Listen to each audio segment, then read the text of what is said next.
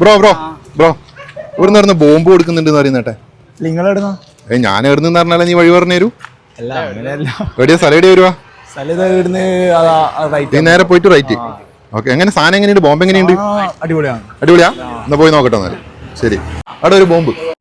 അത് ചങ്ങായിമാരെ, നാട്ടിൽ നിന്ന് ഏകദേശം 21 കിലോമീറ്റർ ട്രാവൽ ചെയ്തിട്ട് ഞാൻ ഇവിടെ വന്നത് ഈ ബോംബ് വാങ്ങാൻ വേണ്ടിയിട്ടാണ് കേട്ടോ. നിങ്ങൾ ഉദ്ദേശിക്കുന്ന പോലത്തെ പൊട്ടുന്ന ബോംബല്ല, കുടിക്കുന്ന ബോംബ്. ഇത് കുടിച്ചു കഴിഞ്ഞാൽ ഉള്ളിൽ നിന്നൊരു ബോംബ് പൊട്ടുന്ന ഫീൽ തന്നെയാണ് മക്കളെ. ഞാനിപ്പോൾ കുടിച്ചത് കണ്ണൂർ ബോംബ് സോഡയാണ്. അത് കൂടാതെ ഒരുപാട് വെറൈറ്റി ഐറ്റംസ് ഉണ്ട് കേട്ടോ.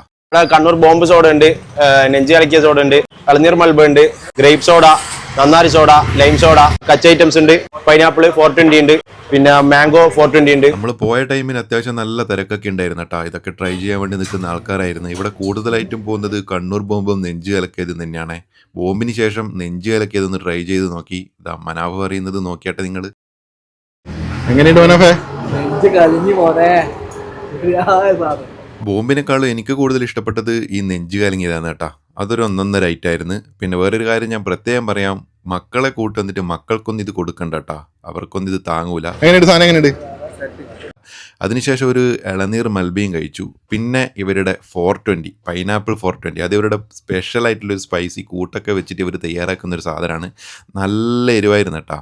എന്തായാലും സംഭവം സെറ്റാണ്. ഇവരുടെ കറക്റ്റ് ലൊക്കേഷൻ വരുന്നത് കണ്ണൂർ കതിരൂർ 5 മൈൽ പള്ളിയുടെ നേരെ ഓപ്പോസിറ്റ് സ്റ്റോറീസ് കഫേ.